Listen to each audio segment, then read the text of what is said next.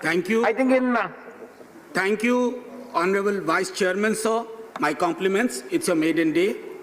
Thank you. मैं माननीय vice chairman साहब आपके माध्यम से कहना चाहता हूं कि ये प्रेमचंद के गोदान के जो गोबर और धनिया थे ना, अब वो उतने कमजोर नहीं हैं। ऐसा नहीं है कि उनको समझ नहीं आ रहा है कि उनके साथ क्या हो रहा है। माननीय प्रधानमंत्री जी ने संभवतः अभी अचानक बिहार बड़ी चिंता में आ गया है सबके, मैं जानता हूं वजह, तो बिहार में संबोधित करते हुए कहा कि गुमराह कर रहे हैं कोई। अरे साहब, आपने तो राहें गुम कर दी, तो गुमराह कौन क्या करेगा। नंबर 3, आज इससे पहले कि मैं बिल पे बोलूं, मैं तमाम दलों से अपील करता हूं, और ये हृदय विदारक अपील है कि दलों के दायरे से ऊपर बढ़िए, क्योंकि किसानों ने व्हिप जारी कर दिया है। आपको यह तय करना है कि दल के इतिहास में रहिएगा या किसानों के दिल के इतिहास में रहिएगा, ये आपको तय करना होगा। मैं आपको कह रहा हूं कि कॉन्ट्रैक्ट फार्मिंग ये निर्बलीकरण का जरिया है, निर्बलीकरण का। किसान की समझ आखिर क्या है? मुझे तो लगता है कई दफा, मैं माफी के साथ कहता हूं, हमारे मंत्री महोदय संजीदा व्यक्ति हैं, लेकिन क्या संकल्पना किसानों की हॉलीवुड की फिल्मों से लेके आ रहे हैं क्या? हिंदुस्तान के किसान को समझते हैं आप? छोटे मझोले जोत के। मैं एक परिवार से आता हूं, कल्पना करिए बिहार में, उत्तर प्रदेश के पूर्वी इलाके में 4 कट्ठा, 5 कट्ठा, 6 कट्ठा, 1 बीघा, जो कंजम्पशन से थोड़ा ऊपर, उसकी खरीद के लिए शार्क आएगा वहां, उसके उत्पाद के खरीद के लिए।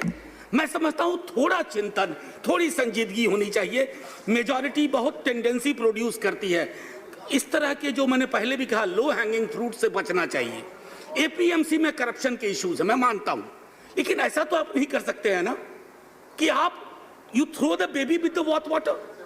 शांता कुमार कमेटी ने आपसे पहले कहा था, उसके कुछ सुझाव थे। अब शांता कुमार जी तो विपक्ष के नहीं थे, आपकी पार्टी के हैं, उनको सुन लेते। अच्छा, जमाखोरों बिचौलियों को खत्म करना चाहते हैं, तो आपके जो मैं बिल का अध्ययन करता हूं, तो आप रोहू कतला को हटा करके शार्क को ला रहे हैं। कमाल कर रहे हैं साहब, कमाल कर रहे हैं।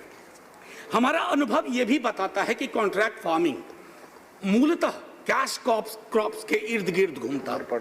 वैसे ही फसलों का क्या होगा, खाद्य की फसलों का क्या होगा, उस पर आपका नजरिया मैं समझता हूं। मैं जैसे बिहार को लेकर के कह सकता हूं, आपकी एमएसपी निर्धारित है मक्के के लिए कुछ, सर 700 रुपए नीचे में खरीद होती है, क्योंकि किसान की संकल्पना करनी होगी। 5 कट्ठा जमीन है मेरे पास, मैंने प्याज उपजाया है, प्याज को निपटा करके अगली फसल लगाऊंगा। सर, कल मैं आपके माध्यम से कहना चाहता हूं कि किसान के बारे में उसकी संपूर्णता में सोचिए, वो किसान आपसे क्या चाह रहा है। और एक चीज मैं और भी कहना चाहूंगा कि आपके तमाम बिल्स और एक्ट्स में देख रहा हूं बीते दिनों में, आप सहकारी संघवाद कहते हो रेडियो टेलीविजन पर, और अहंकारी संघवाद के हिसाब से काम करते हो, राज्यों के दायरे में घुसते जा रहे हैं। तो मैं तो अपील करूंगा, एक झटके में राज्यों को खत्म कर दीजिए, न रहेगा बांस न बजेगी बांसुरी। और आखिरी टिप्पणी करने से पहले माननीय, मैं आपके माध्यम से ये भी कहना चाहता हूं, आज भारत का किसान आपकी ओर देख रहा है, सदन की ओर देख रहा है। मैं बार बार दोहराऊंगा कि भारत का किसान आज ये अपेक्षा कर रहा है कि आप क्या करने जा रहे हैं। ऐसा ना हो कि वो ईस्ट इंडिया कंपनी टाइप हालात हो जाएं। हम धीरे धीरे वैसे भी पूंजी की गिरफ्त में जा रहे हैं। मैं जानता हूं पूंजी कुछ लोगों को बहुत आराम देती है, लेकिन जिनको कुछ को तो आराम देती है सर, बाकी की जिंदगी में कोहराम मचा देती है।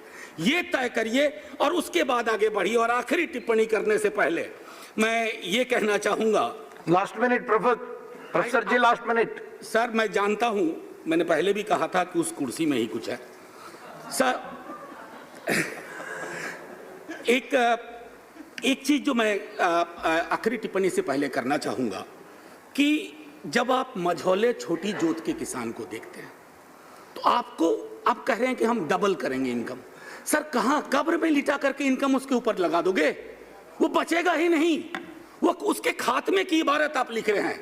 आज मैं कहना चाहता हूं कि सदन अगर ये बिल पास करता है तो आप ऑबिचुअरी लिख रहे हैं इंडियन फार्मिंग कम्युनिटी की, भारतीय किसानों की। लेकिन हाँ, जो मैंने पहले कहा कि किसानों ने व्हिप जारी कर दिया है, सर, ये कहानी हरियाणा पंजाब तक नहीं रहेगी, ये बिहार तक ये जाएगी, क्योंकि ये नहीं हो सकता। मैं तो मानता हूं भाजपा के भी हमारे मित्र, वो भी एक बार सोचे क्या करने आप जा रहे हैं? और आखिरी सर, Thank you. बस सर इकबाल कह गए थे, बस जय हिंद बोलना दीजिए ना, कि जिस खेत से दहका को मयसर न हो रोजी, उस खेत के हर खोसा गंदुम को जला दो। जय हिंद, जय किसान। Thank you, Professor. The next speaker, Dr. Amar Patnaik.